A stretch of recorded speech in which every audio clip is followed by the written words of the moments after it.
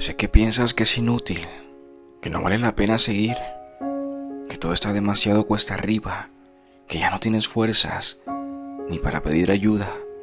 Yo lo sé, yo veo tu cansancio, veo las lágrimas que tragas, veo la batalla que estás peleando, pero escúchame bien, no es inútil.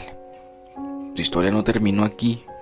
Esto que estás viviendo no es un callejón sin salida, es una subida. Y sí, duele, cansa y quema, pero no es el final. Esto apenas empieza.